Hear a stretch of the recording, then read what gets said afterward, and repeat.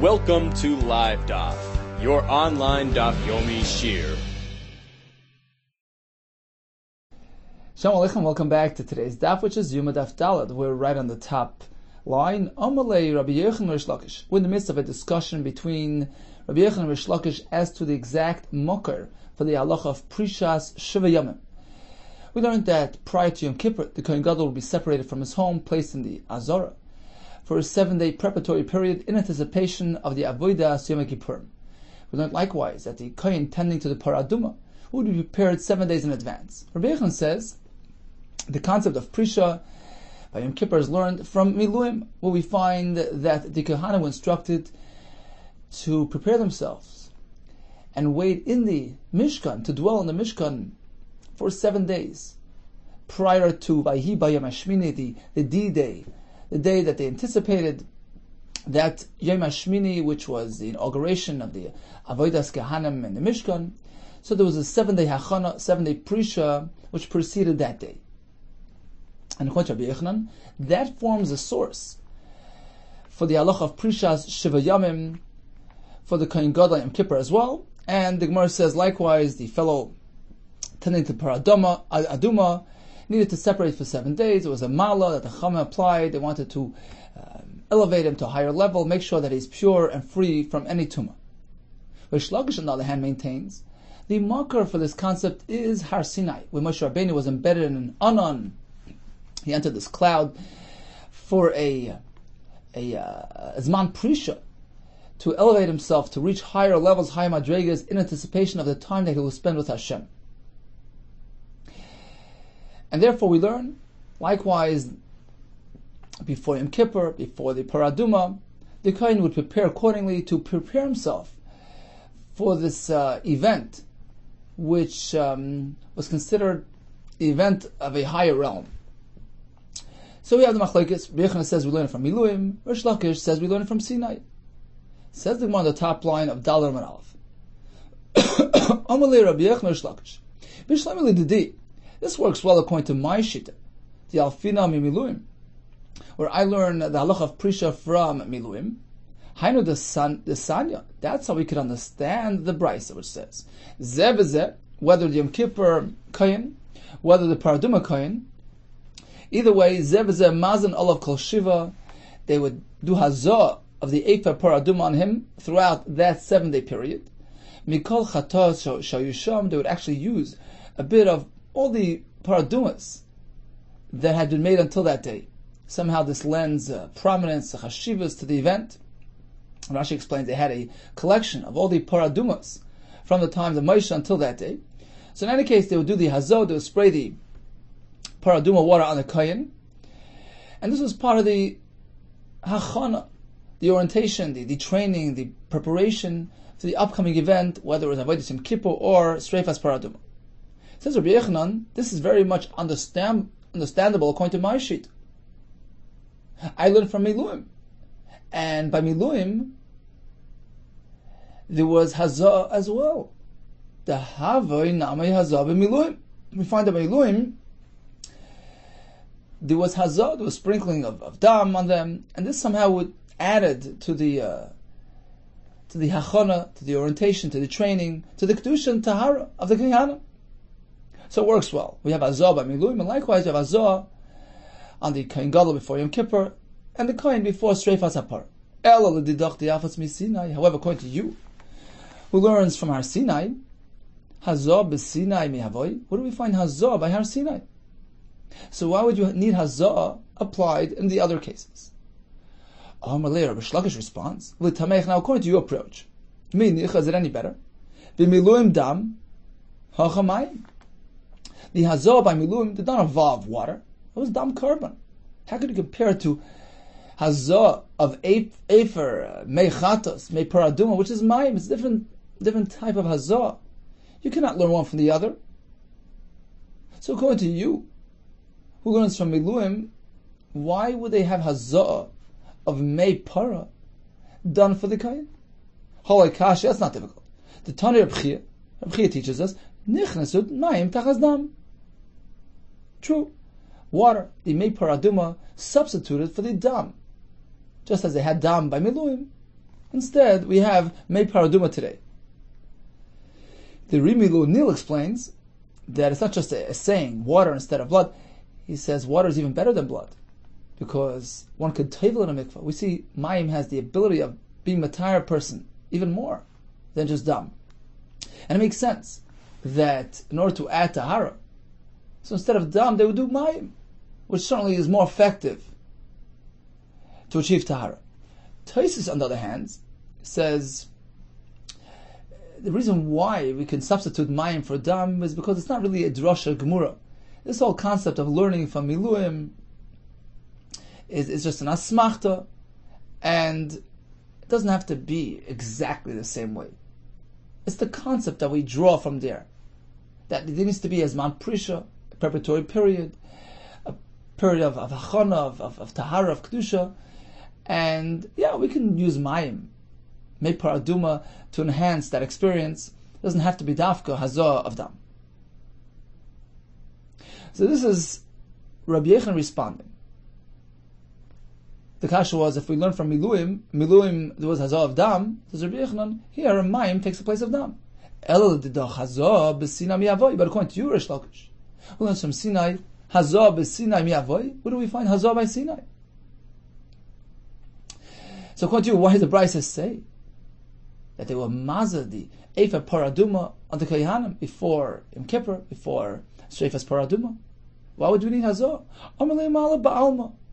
You're right. It was just an enhancement. It was a mala. It wasn't really required me'ikar adin. Let's see Rashi inside. 3 lines from the top of the Yom. Zev kohen Yom Kippurim, kohen de para. They would do hazah kol shiva. You made afrasha all throughout the 7 days of afrasha. Mikol chatois shorisham, using all the chatois. Mikol para upara. Hoyinois niktsas lemishmeres min efer bechel. Kach shaninum sechas para. We learn in the Mishnah sechas para that we actually save a bit from each paraduma, and when time came, they needed, and they used them all, such as to prepare the kohen gadol and prepare the kohen before the paradum. Vanishamati efer para shel Moshe leikola. Rashi brings a pshat that he heard that the efer of Moshe Rabbeinu's para, the initial original paraduma, was still there. And apparently this pshat Rashi maintains that it wasn't all the chatois that were involved in this hazah, but they also used the one from Moshe Rabbeinu. Okay, in any case,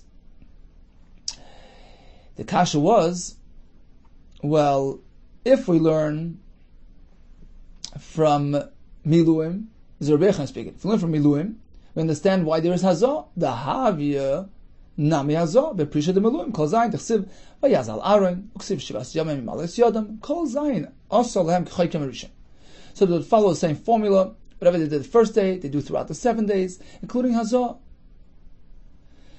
And the Gemara says, well, by miluim it was dam. By miluim dam hazah miluim shel dam k'dichsiv, as the pasuk says. And the Gemara responds, Tan Reb Chiya kamei b'shmaitim ma'isla. The Gemara will bring a brisa. Reb Chiya is assumed to be the one that compiled the brises. That's why we related to him.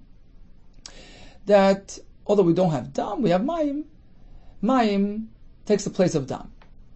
Okay, this works according to Rabbi Yehuda. According to Rish Lakish, who learns from Sinai, where do we have hazah? And why is hazah required throughout the Yimei Prisha? Rashi continues, Mala ba'alma, b'para, k'damar, and we said earlier, we want to do all kinds of enhancements by the para, ubiyam kippurim as well, the kavod, knisas machne shchina, in honor of the fact that he's going into the Beis HaMikdash, Kodesh HaKadoshim, we add this enhancement as well. Continues the Gemara, Tanika v'ased Rabbi Yehuda. We're going to have a brisa in support of Rabbi Yehuda who maintains that we learn from miluim. Tanika v'ased Rish Lakish. We're going to have a brisa in support of Rish Lakish who learns the concept of Prisha Shiva from Har Sinai. Tanika v'ased Rabbi Yehuda. We're going to have a raya from a brisa to Rabbi Yehuda. The pasuk on Yom Kippur says, "Bezois yovoi Aaron ala kodesh." With the following korbanos, the following procedure, Aaron HaKohen will be enabled to come into the Kodesh HaKadoshim on Yom Kippur. What does bezois mean? It seems to be referring to something specific, a certain procedure. B'ma she'omar be'inyan. Aaron HaKohen is going to have to undergo a process which has been described elsewhere. Maihi. What exactly is this referring to? Binyan de Miluim. The process described by the Miluim. Uma Omer Binyan de Miluim. What is that? Aaron Piresh Shiva. Aaron separated for 7 days in advance of the 8th day, which was the main day, the day that they were anticipating. So there was a 7-day Prisha of Shimish Yom Echad, and finally he was able to be Mishamash on that 8th day. Moshe Masar Leikol Shiva, and Moshe instructed him, taught him the halachas, taught him the ins and outs of the karbonis throughout those 7 days, to train him into the avodah. V'af l'doros. So just as this happened by Miluim, this is going to happen throughout the doros, meaning before Yom Kippur. Kohen Gadol Perish Shiva, Kohen Gadol separates for 7, Umeshamash Yom Echad, then he serves for 1 day. Ubesheni Talmid Chachamim. We have 2 Talmid Chachamim, Mitalmid of Shel Moshe. So just as Moshe Rabbeinu did it way back, now we're going to have 2 Talmid Chachamim who follow in the ways and the Torah of Moshe Rabbeinu. We'll go ahead and teach him the halachas of Avodah. La'afuki Tzdukim, we say Talmid of Shel Moshe as opposed to Tzdukim who did not conform to Torah Shabbat Peh, so they couldn't be involved in preparing the Kohen Gadol. So these Talmid Chachamim would be Moisrin Leikol Shiva. They would instruct him and teach him throughout the 7 days, Kedei Lachancha B'Avodah, to train him into the Avodah. So this is the formula, the process that occurred by Miluim is meant to be applied throughout the Doros before Yom Kippur. Mikan Amru, this is where we learn the halacha Shivas Yomim. We bring him over to Lishkas Parhedrin. Just as we do this for the Kohen Gadol, likewise we do the same to the Kohen who's going to take care of the Paraduma. We take that Kohen over the Lishka al Shal Pnei Abirot Zafoin Mizrach, as we learned in that Beis Aleph. This is the quote that we had earlier. Both these Kohanim, Kohen Gadol before Yom Kippur, the Kohen who would burn the Paraduma, Mazanol of Kol Shiva. Throughout these 7 days, they would do Hazah, they would sprinkle on them Mikol Chatoy Shoyisham, from all the Paradumas that they had in stock. Well, if you have a kasha, you're comparing it to Miluim, where it was Dam that was sprinkled, and here you're using water. Amras, the answer is, Nichnesu Mayim Tachas Dam. Water takes the place of Dam. So this ends the first segment of the Bryce. Now we have another pasuk to prove our point, that the halachos applied by Miluim is meant to be implemented throughout the Doros. This was the pasuk we brought back on the Beis Aleph. The pasuk is saying the same that was done now by Miluim. Hashem was mitzvah to do lasos l'chaper aleichem throughout the generations. What is being referred to here? Lasos elamase para, and actually Rashi takes this out because if you remember yesterday, Rabbi Yehuda said that the prisha for paraduma was just a malo. It was an enhancement. It wasn't actually learned from Miluim. Only Yom Kippur was learned from Miluim. L'chaper elamase mekipurim, that Maseh Mekipurim requires the 7-day prisha beforehand. So we have one pasuk, which the Brisa mentioned earlier, Bezois Yavei Aaron HaKodesh, which tells us that on Yom Kippur, the Kohen Gadol has to follow a predetermined procedure described elsewhere. Where is that? By Miluim. We have another pasuk by Miluim which says this procedure will apply on Yom Kippur. So we actually have 2 psukim which the Gemara will ask, why are they both necessary? Before we get to that, says the Gemara, V'hai bezois, mi'boy le'legufei. Bezois Yavei Aaron HaKodesh is simply needed for its own sake. B'par ben bakar, l'chatas v'ayil oila, to tell you that the Kohen Gadol needs to bring these karbanos to enable him to come to the Kodesh HaKadosh. Bezois, he's meant to do these things. How do you know it's referring to a pre-described procedure, the Miluim procedure? Amri, they responded, Ilu karm l'chodei, if it was only coming for the karbanos, le'makra b'zeh, oy ba'ela. Should have chosen one of these terms. B'zeh yavi Aaron, ba'ela. With these karbanos, it's a lashon yachid, Rashi says, because a par and an ayil which he has to bring are referred to in a lashon yachid, a lashon zachar. Sorry, b'zeh ba'ela is a lashon zachar, like the par, like the ayil that he has to bring. So that would be the correct way of referring to them. My bezois. Why a lashon nekeva bezois? Shamis minotarti. Apparently, the pasuk is coming to teach us 2 things. Firstly, the basics. He needs to bring the par and the ayil to enable him to enter the Kodesh HaKadoshim. Bezois is lashon nekeva to include Prisha, which Rashi says is Lashon Nekeva. So we have that pasuk, B'zoy Shel Aaron, which indicates that we need the 7-day Prisha before Yom Kippur. Okay, so that's enough. Why do we need that second pasuk? Why is the pasuk of Kasher Asab Yamazet Tziva Shem Lasos needed? Why does the Bryce have to add that as well? V'chi Tema, perhaps you'll argue and you'll say, the first pasuk isn't sufficient. Yom Purim Kama Hudabai Prisha. Perhaps only the first Yom Kippur, first one in history, needs Prisha. K'dash Kama Miluim, as we find that the Miluim event was a one-time event, and likewise the first Yom Kippur needs to follow those same guidelines, Prisha, Shiva, etc. Avav Yom Kippurim to Almaloi, but perhaps throughout the generations, past the first Yom Kippur, the subsequent Yom Kippurim won't need that procedure applied. Inami, alternatively, you can say Kain Gadol Kama Hudvei Prisha. Perhaps only Aaron HaKohen, but Yosef Aaron HaKohen, he needs Prisha throughout his lifetime. But once he's accomplished that for himself, that carries over automatically to his offspring. Alo Kain Gadol Ba'amaloi, but perhaps another Kain Gadol does not need to go through this procedure. That's why we need the second pasuk, which tells us the same process applied to Miluim, throughout the generations, and applies to all Kahanim Gedol.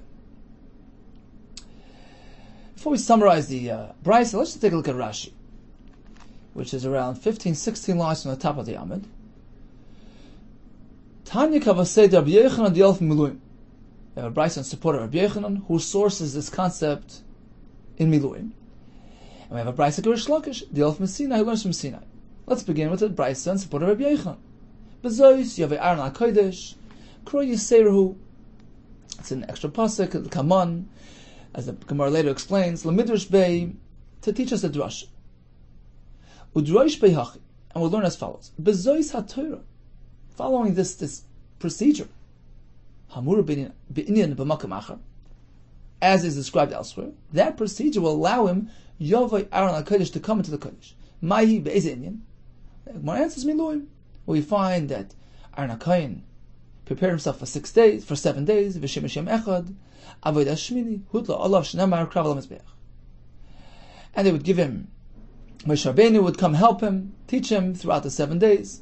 Likewise, before Yom Kippur, the same procedure would be followed. The Kohen Gadol would prepare for 7 days.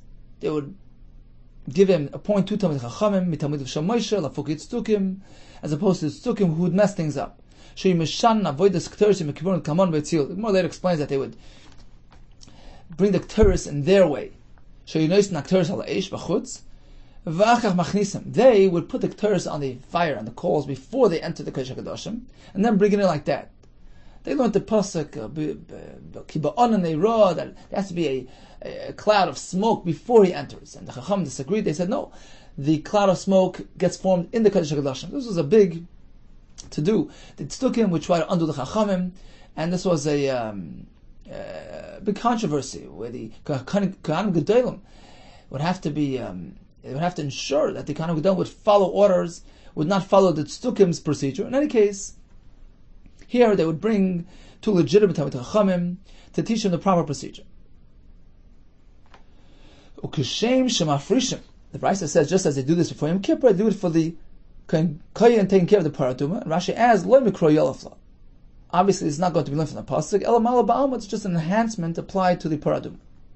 L'chan Chet Lamdoi. Amras Emar Me'ata. Mai Bezois Loshen Nekeva. The pasuk should have said Bezeh or Be'ela. Why Bezois? Which is Loshen Nekeva. The animals described afterwards are not nekevas. So why speak a lashon nekeva? Shema mina b'inyan miluim u'prisha lashon nekeva. Apparently, the pasuk is alluding to the miluim procedure, which includes prisha, which is referred to in a lashon nekeva. The Gemara says, well, I would think maybe only the first Yom Kippur, maybe only Aaron HaKohen, Kohen Gadol Kama, Aaron Levado, Kol Yomav. Avol Doros Habayim L'Tinog Shlei Nemer Al Ba'aron. Perhaps this pasuk is only referring to Aaron HaKohen, B'Yosef Avei Aaron.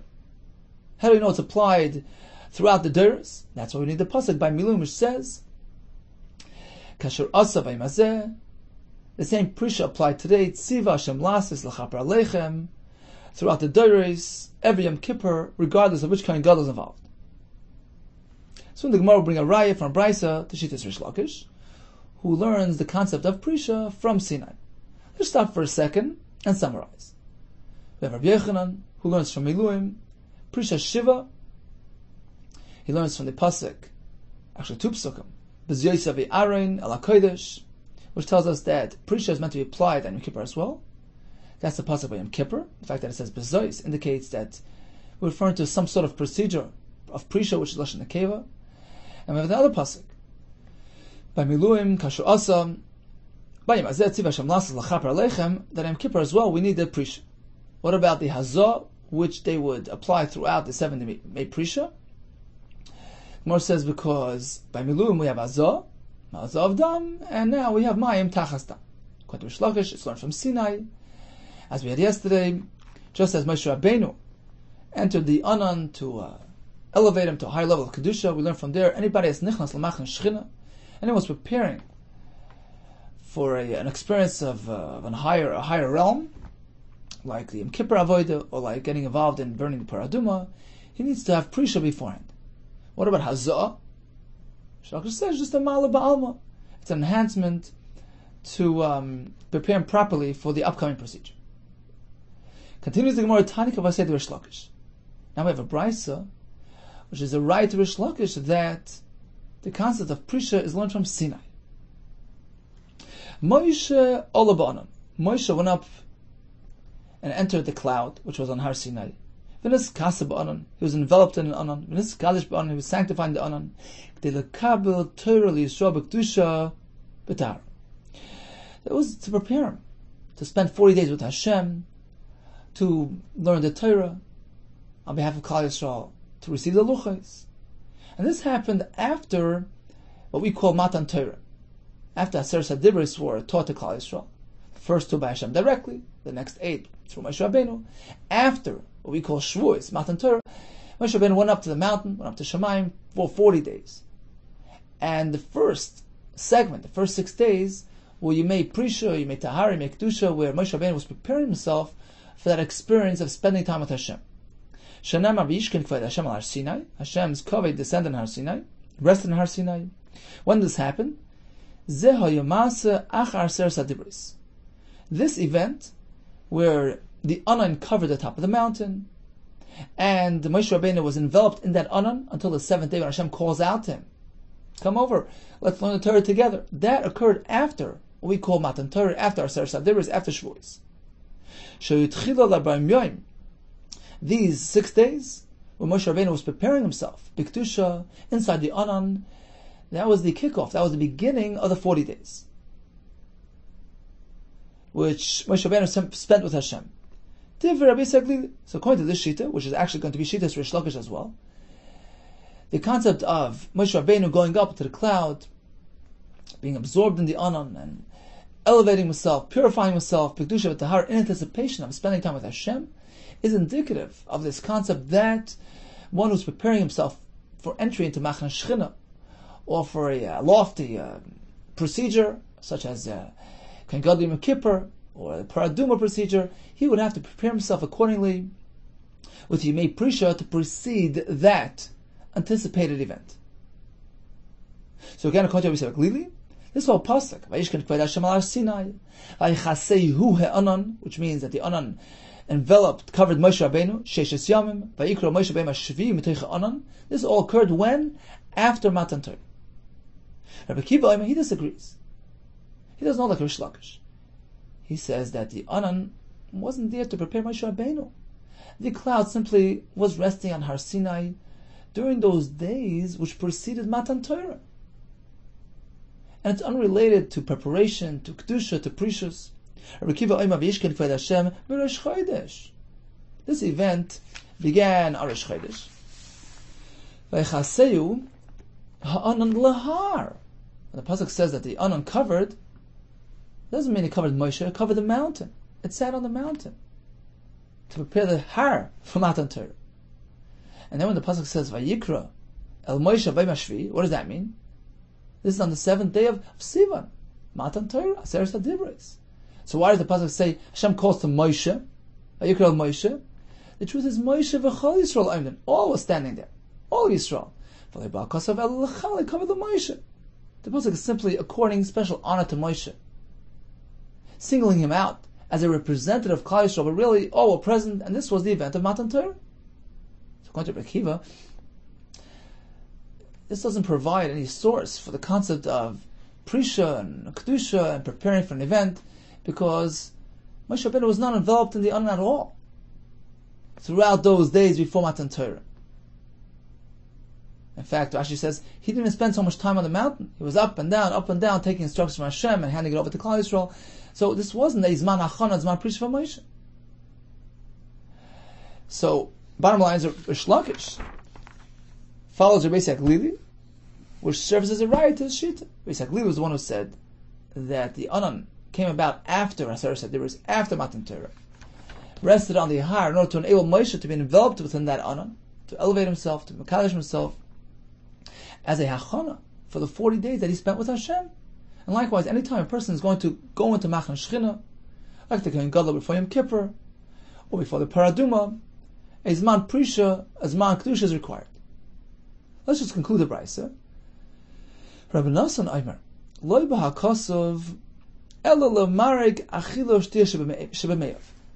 Rabbi Nassan follows Rabbi Glili that indeed the Anan came about after Matan Torah, was there to prepare Moshe Rabbeinu, but it's unrelated to Prisha in anticipation of a lofty event. Rather, it was a very practical need and purpose that this function that this Anan was serving. L'marek achilu v'shtish, you have to purge, to cleanse him of the eating and drinking within his innards.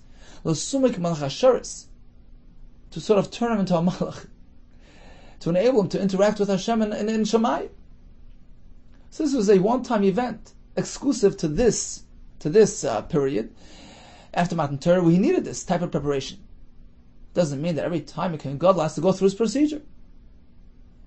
Rabbi Nassim Charsh Eimer, he as well holds like Rabbi Glili that the Anan was there after Matan Torah, but he learns a bit differently. He says it was unique to Torah. The point was to bestow fear on Moshe Rabbeinu.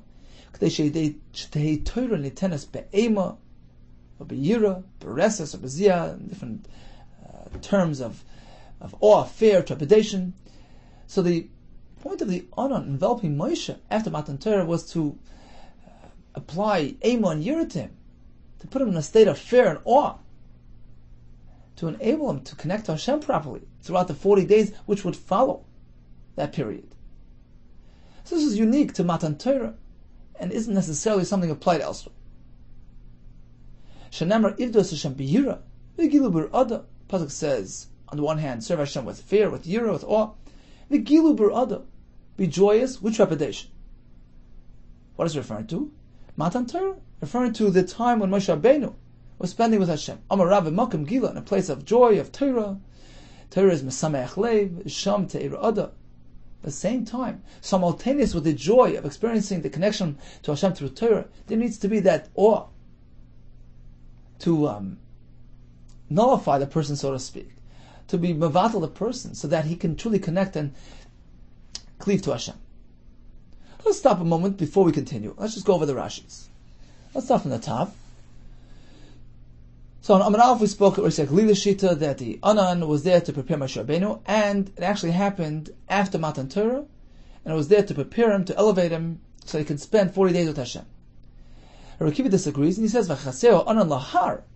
It was there to cover the mountain, v'lo Moshe, because this event took place before Matan Torah.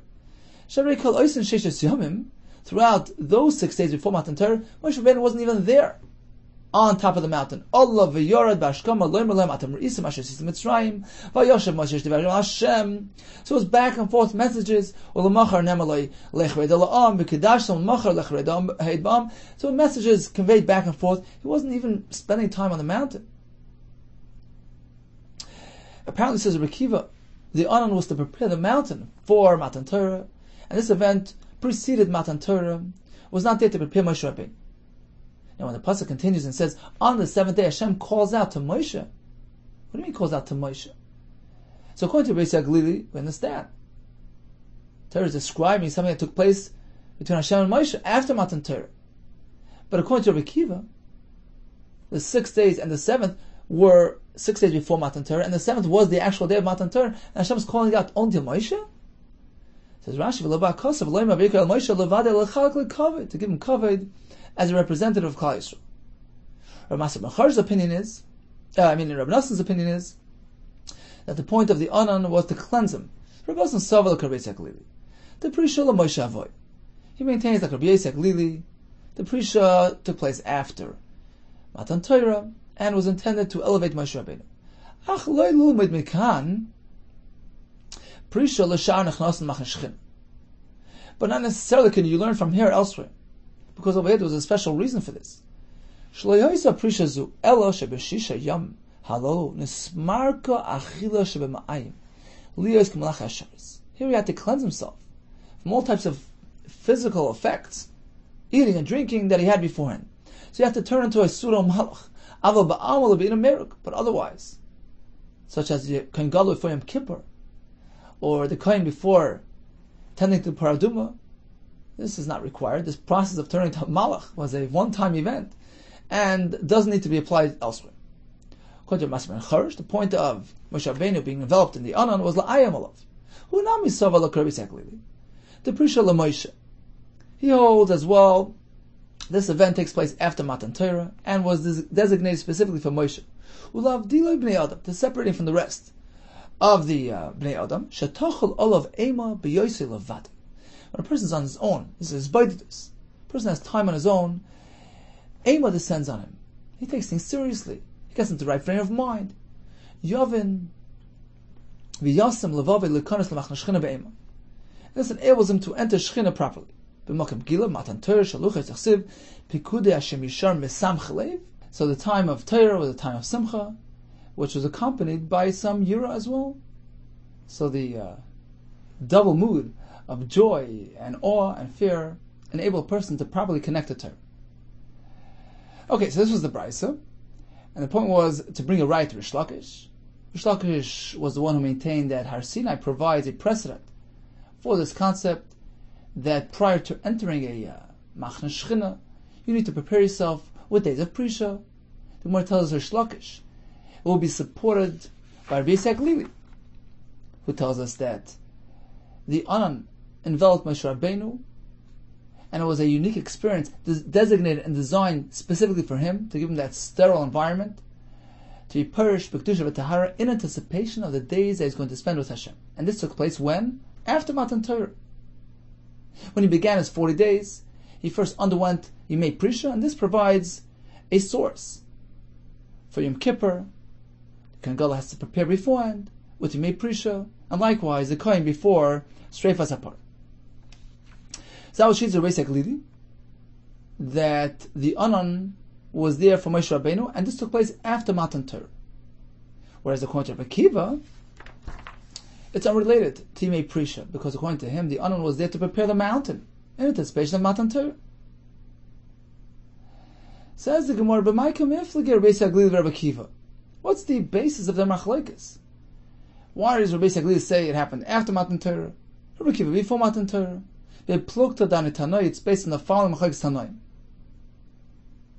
regarding the exact date of Matan Torah, and that will lead us to the next machlekes regarding when the event with the Anan took place, as we're going to see. The Sanya, we know it in the Brisa, B'shisha b'chodesh nitna Torah l'Yisrael. According to the Tanakama, Torah was given on the 6th day of Nisan. Rabbi Yehuda was actually on the 7th day of Sivan. 6th day of Sivan. Rabbi Yehuda on the 7th day of Sivan. Ma'anda Amar B'shisha, according to Tanakama, that it was on the 6th. B'shisha nitna, b'shiva Allah. On the 6th it was given. On the 7th day, Moshe Rabbeinu went up to Shemayim to begin his 40 days. Ma'anda Amar B'shiva, according to Rabbi Yehuda, it was on the 7th that Torah was given. B'shiva nitna, Torah was given on the 7th. B'shiva Allah, on that very same day, he went up to Shemayim to begin his 40 days. And actually, the Gemara Shabbos explains this brisa and the background of this brisa in greater detail. So according to Tanakama, Matan Torah was in the 6th of Sivan, Rabbi Yehuda in the 7th. Now, this is going to lead us to the next discussion. The discussion that we had by us. We have a pasuk which speaks about the Anon coming to Har Sinai and being there for 6 days. On the 7th day, Hashem calls out Mitoicha Anon, calling out to Moshe Rabbeinu. So let's see how this works. The pasuk evidently is describing a 7-day event. Right? The Anon was there for 6 days, and on the 7th, Hashem calls out from the Anon to Moshe. When did this happen? Rabbi Yehuda holds that this 7-day Anon event must have occurred after Matan Torah, because Rabbi Yehuda actually holds like Tanakama. The Amar B'Shisha B'Chodesh Nitno Torah. That Matan Torah was on when? On the 6th day of Sivan. So when the pasuk describes a 7-day event related to the cloud, it couldn't have happened before Matan Torah, because they only arrived at Har Sinai on Rosh Chodesh for only 6 days till Matan Torah. Apparently, Hilkach, this proves that what? Zeh hoya masa achar Aseres HaDibros. This event occurs after Matan Torah, after Aseres HaDibros. The 7 days following Matan Torah. And this was specifically designed as a Prisha for Moshe Rabbeinu. Vayishkin Kvoid Hashem al Har Sinai. Vayichasehu he'anan. Who's Vayichasehu? Moshe Rabbeinu was covered by the cloud. Shesh Yisam leMoshe. Vayikol Moshe b'Mashvi. And then on the 7th, when Moshe Rabbeinu was prepared, was ready, after his Yimei Prisha, Hashem calls out him, L'kibul Shar Torah. Come, get the rest of the Torah. Spend 40 days with me. So basically it proves that it must have occurred after Matan Torah, because there were no 7 days before Matan Torah. This is because if you maintain,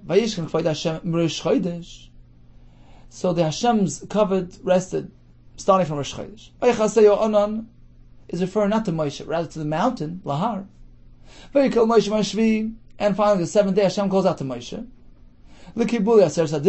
come, I'll teach you Aseres HaDibros, meaning Matan Torah, Shavuos. What do you mean? It's already past Shavuos. Shavuos was yesterday, on the 6th of Sivan. Hakbilu, Mishisha. They've already gotten the Torah yesterday, on the 6th day of Sivan. V'ostalik Anon Mishisha. The Anon already disappeared from yesterday, because the point of the Anon was merely to prepare the mountain for Matan Torah. Matan Torah is long gone. It's a past event. Why does the pasuk say Hashem's calling from the Anon to Moshe? So again, according to Rabbi Yehuda, we follow Tanakama, whose Torah was given on the 6th. And now when the Torah speaks about the mountain being there for 6 days, and then on the 7th, Hashem calls out from the Anon, calling Moshe to him, this couldn't have happened on this before Matan Torah. There wasn't enough time there to squeeze 7 days in. Apparently this occurs after Matan Torah, and this provided the Prisha for Moshe Rabbeinu in anticipation of the days he's going to spend with Hashem, the 40 days. So you have a raya to Rish Lakish, that one who enters Machna Shechina, one who's preparing for a lofty experience, needs to have Prisha beforehand. Rabbi Kiva Savak Rabbi Yosi. Rabbi Kiva, who maintains there's no Prisha for Moshe Rabbeinu, because this whole story with the Anon was not related to Moshe specifically. The Anon descended on the mountain, was Makadosh the mountain in anticipation of Matan Torah. And this happened before Matan Torah. How does this work? Rabbi Kiva Savak Rabbi Yosi. That what? The Amar B'Shiva B'Chodesh Nitno Torah L'Yisrael. Torah was given on the 7th of Sivan, which allows us enough time. We have 7 days from Rosh Chodesh to Matan Torah. And it could very well be that the whole story with the Anon occurred before Matan Torah. The Anon was there for 6 days, and on the 7th, which is Shvi B'Sivan, the day of Matan Torah, Hashem calls out. Why is he calling out only to Moshe? He said earlier, just a cover to Moshe, but really all were there. He was really addressing all of Israel.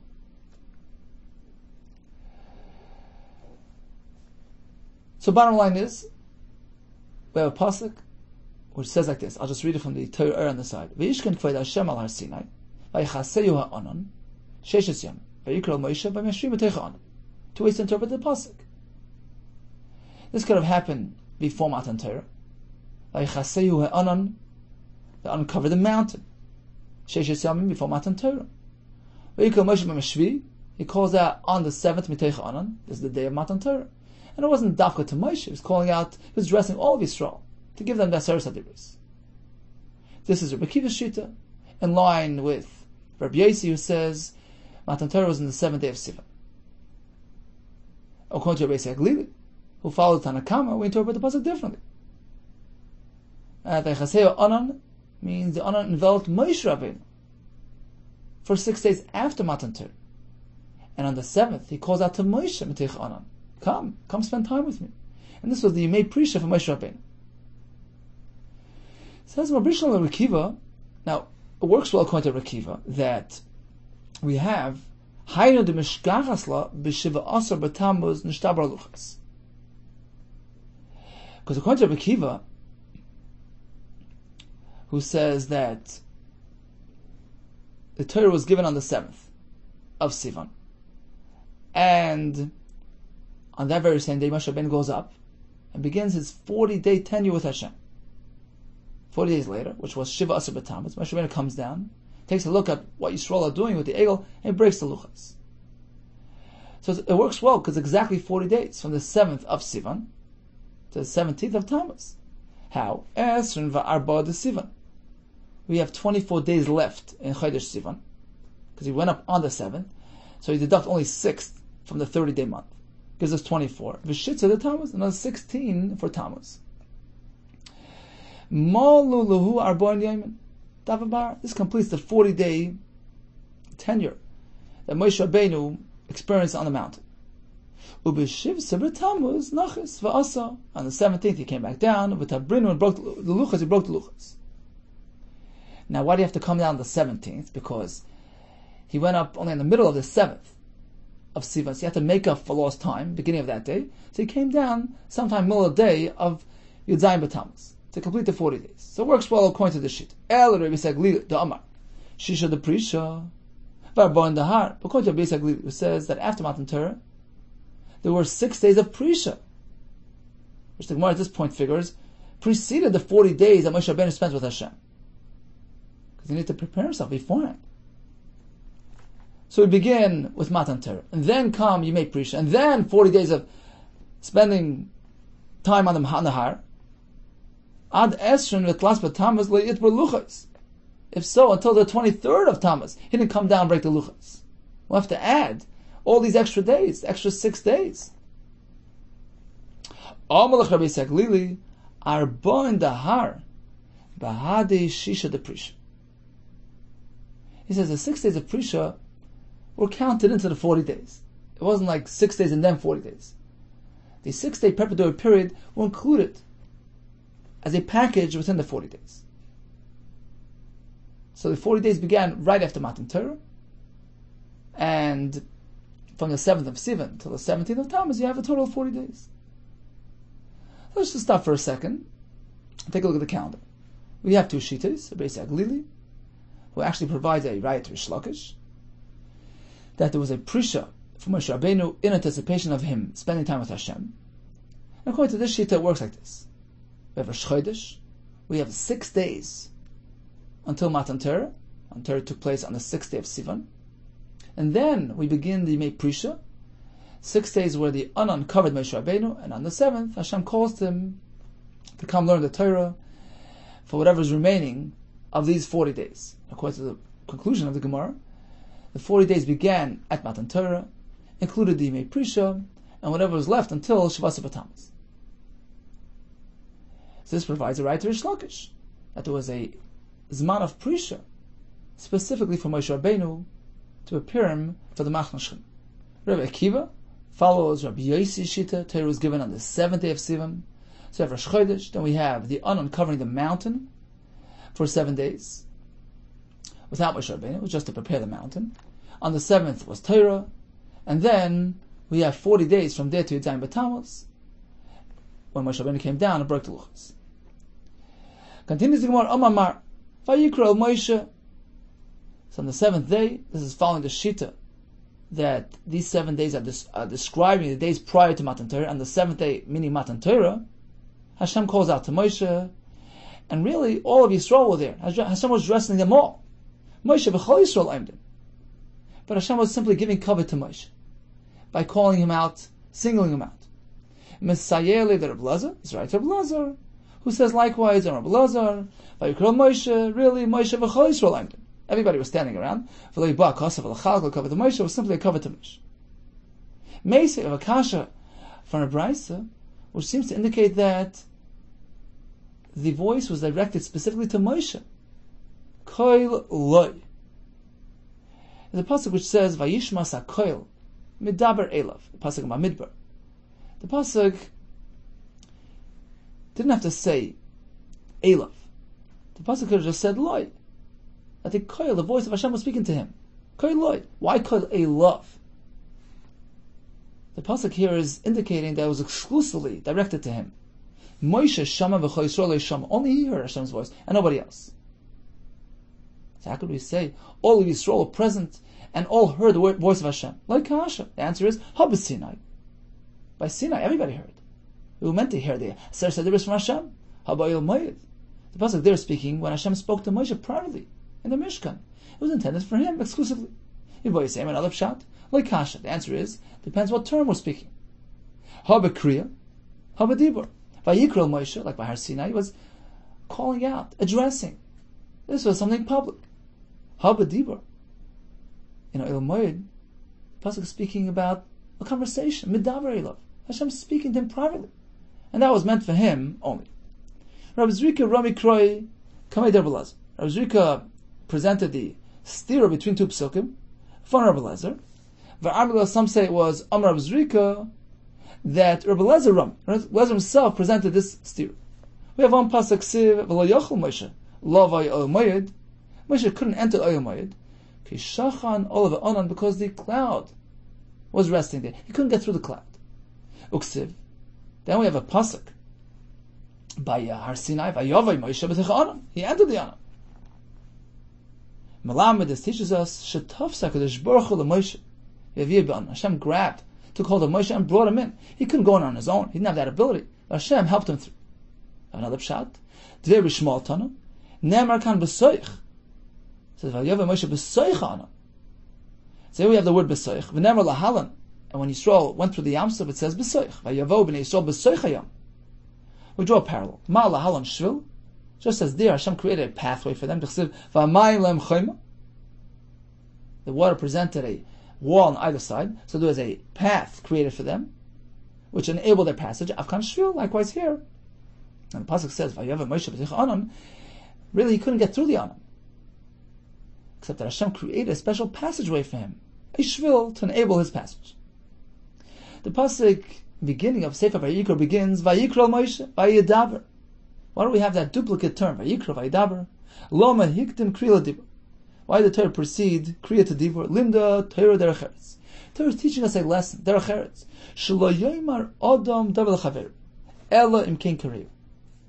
A person should not begin speaking to his friend without first calling him, addressing him first. Mashar says, call him by name. Just cast information in his direction.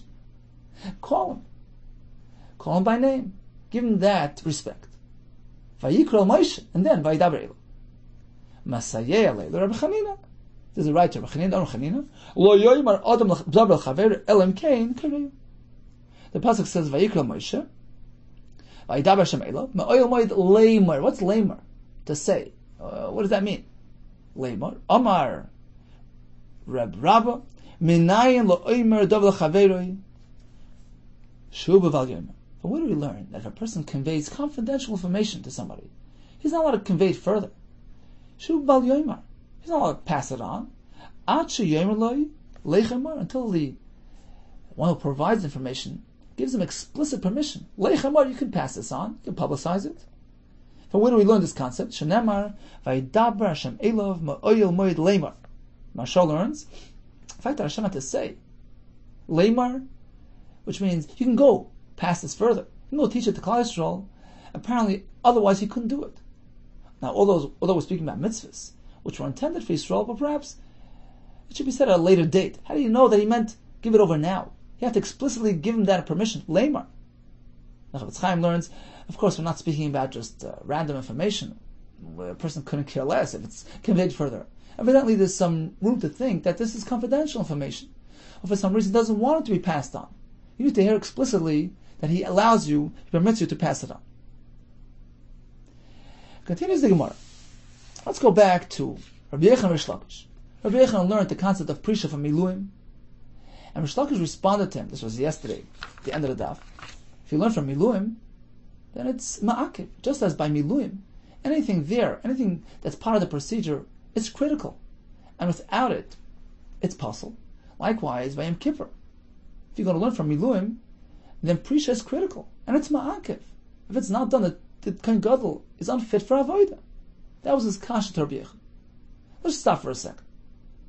What does that show us? That all agree.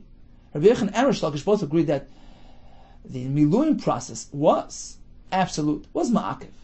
We don't find that Rabbi Yehuda responded differently.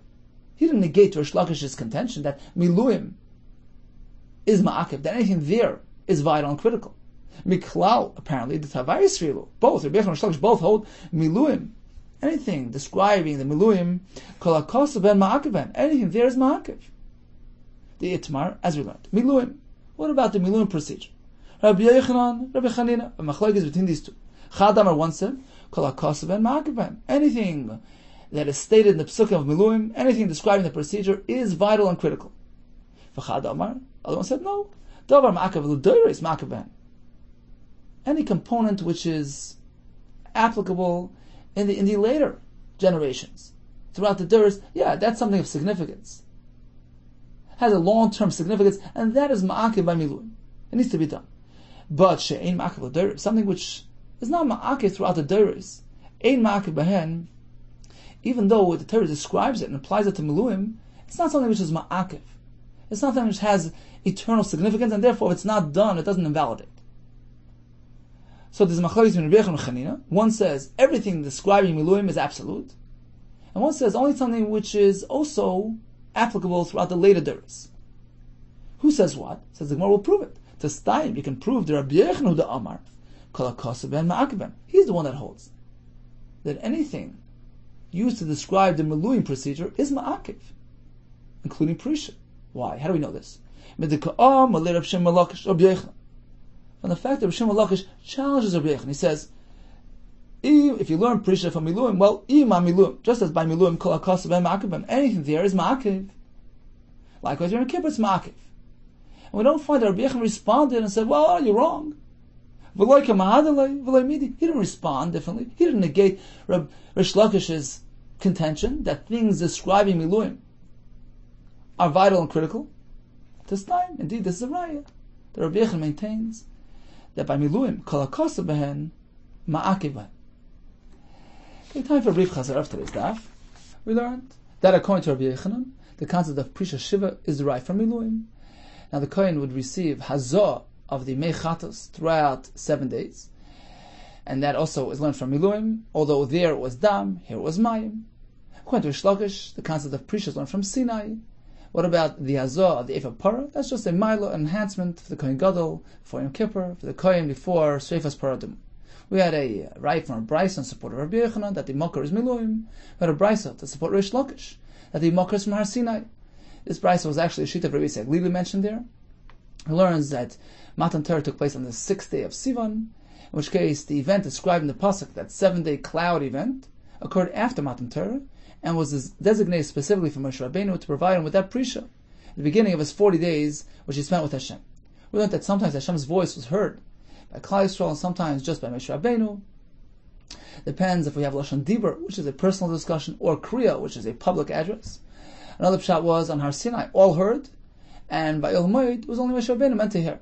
On the pasuk Vayikra Moshe Vaydaber Elav, we learned 2 things of Derech Eretz. Number 1, first, personally address a person before you begin conversing with him. And number 2, something that's meant to be confidential should remain as such.